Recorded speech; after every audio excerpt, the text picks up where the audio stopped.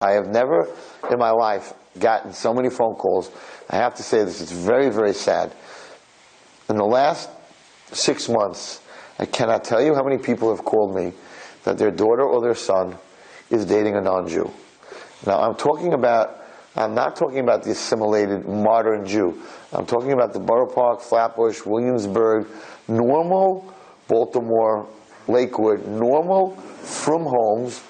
And this was something that was just such a no-no. It was like, Shabbos, all this other stuff, but not marrying, not into marrying.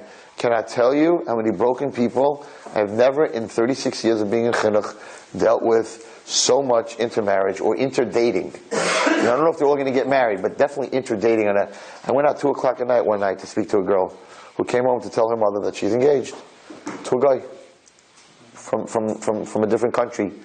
Her mother sat there, from lady, works in a Beis Yaakov, she's a teacher. She sat there, she's like, what are you talking about? She said, Ma, I have good news and bad news.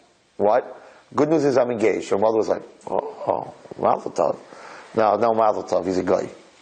This woman called me up, and she's like, she was like bubbling, she didn't know what she was saying. She's like, you have to come. It was like, I don't know, 12, 1 o'clock in the night. I went to the house to talk to this girl. This girl went to Beis Yaakov as a kid.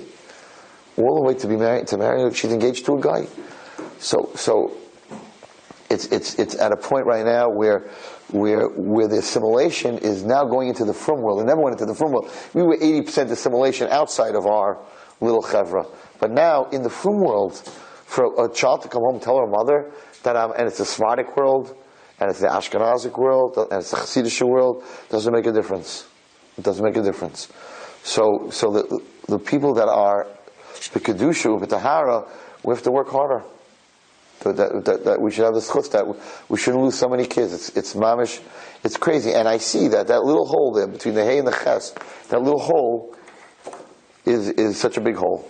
And if you and I spoke about it this week. Timcha Zecharia Wallerstein, right? What is Amalek? Amalek is doubt. All the Svarim say that. Amalek is doubt. If I could get you to doubt Hashem a drop, right? If I could do that, then I can go and totally, and that's what this footsteps does. Just get you to doubt him on doubt God on one thing, like, why do you need to wear tzitzis, right? And I get you to doubt on that mitzvah. Once you open that hole, that was Amalek's thing. Shekocha baderech, right? Oyesh v'yageya. They didn't go after the strong people. They went after the people that were outside the cloud. They went after the people that had one question, that had two questions.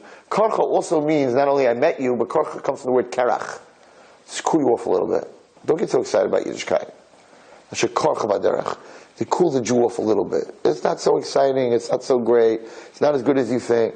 That's the koyach of Amalek. And that goes so far that a woman can call me and say that her daughter came home, a frum lady, a teacher in a Beis Yaakov, that her daughter came home and said, I get a mazel tov, good news and bad news. It's a shrek. No one should ever hear of such a thing. Where a child comes home and tells their parent, I get a mazel tov, but you're not going to be happy because he's not Jewish. Not that he's not frum. Not that he's modern. He's not Jewish, and he doesn't want to be a Jew. And I don't even want him to be a Jew. So we have to daven for Klal Yisrael, and we have to work on ourselves.